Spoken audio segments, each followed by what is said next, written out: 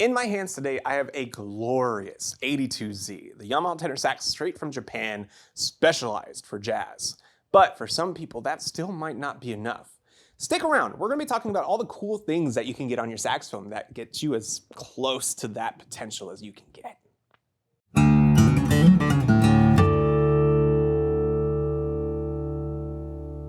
Howdy everybody, my name is Andrew King. We are here at Alamo Music down in beautiful San Antonio.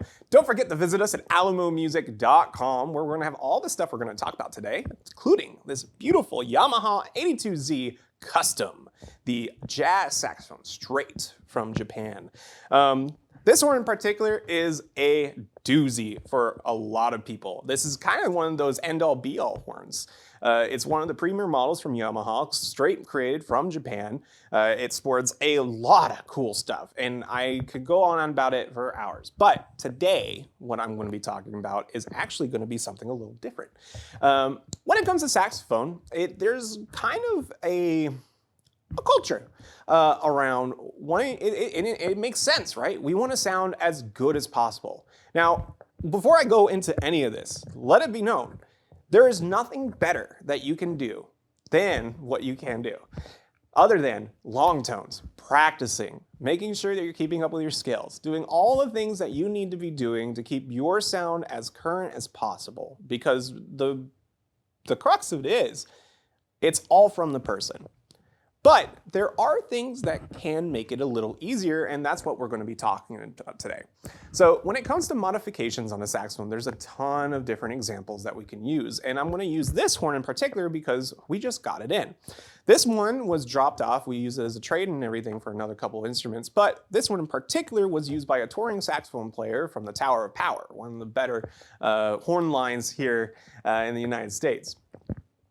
Reason I want to bring it up is because the cool thing about it, that when they brought it in and everything, and one of my favorite parts about it, is that it came with, right here, a second neck strap hook. The cool thing about that is if you're using a harness like I am, like this one, this is from Jazz Lab, I don't have to worry about using the normal one when I'm on it. Sometimes I have to kind of lean my head down to make sure I'm playing and everything like that. So just so, you know, it can close my airway a little bit, it can be a little more uncomfortable. And then maybe if I'm sitting, that might be another issue. But if I just put it on the lower one, the cool thing about it is that it's much higher now, right? So there's no really any need to disrupt my airflow or anything like that. It kind of just works out. So with that being said, there's some other things that you can do when it comes to these saxophones. Say like you're getting the Pro Yamaha. The cool thing about the Pro Yamaha is they actually come in 3 distinct necks from each other, and they all change in bore depending on which one you get. You got the C1, which is definitely going to be the one more geared towards classical playing, has a smaller bore, much more focused air to it, and a lot more resistance as well. So it really lends itself to playing those classical pieces that a lot of those sounds that you want, kind of like the darker tone, that one lends itself really well to it. The other thing you can get is the V1 neck on Yamaha. The V1 neck is going to be at the other end of the spectrum. The V1 neck sports a large bore, meaning that a lot more air can go in through the horn. Now, whether you're a soloist or a jazz player, this neck is going to be the one for you.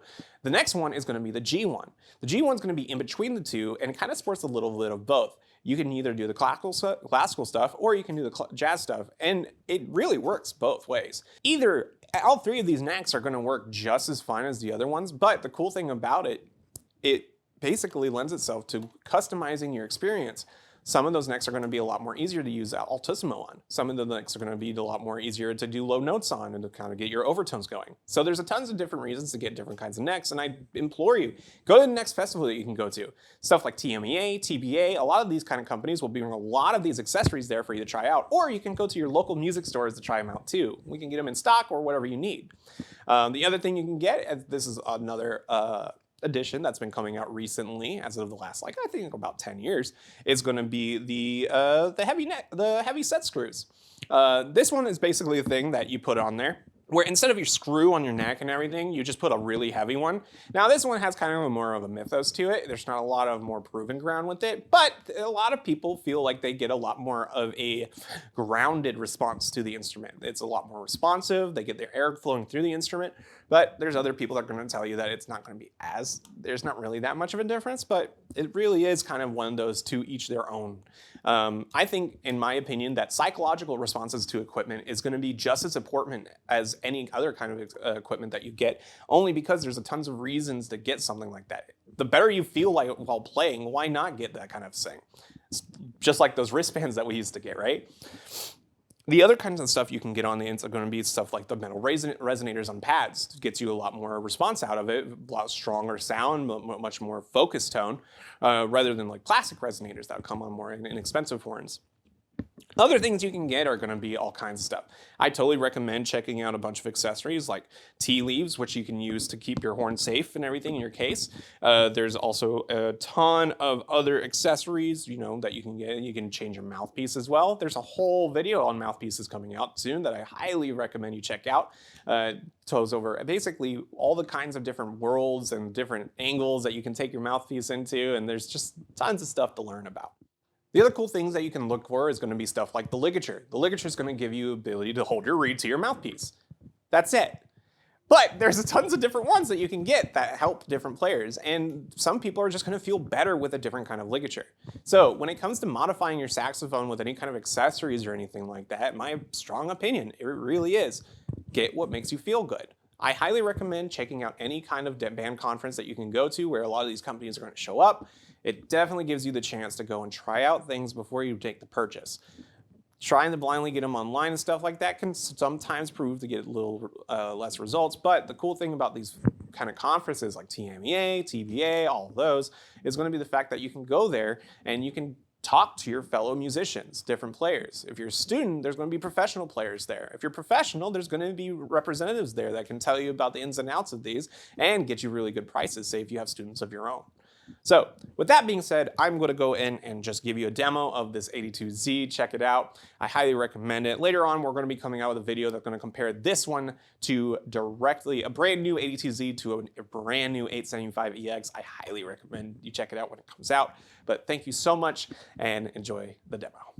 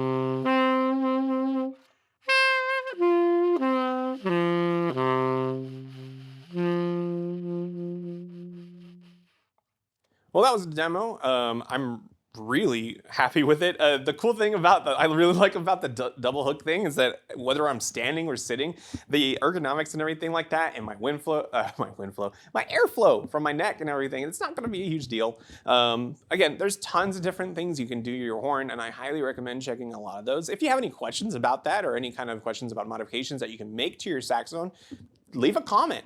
Let us know what you think, and let me know what you do with your saxophone. Do you use a heavy set screw? Do you use a different kind of neck? What's your deal? Thank you so much for watching, and I hope you have a wonderful day.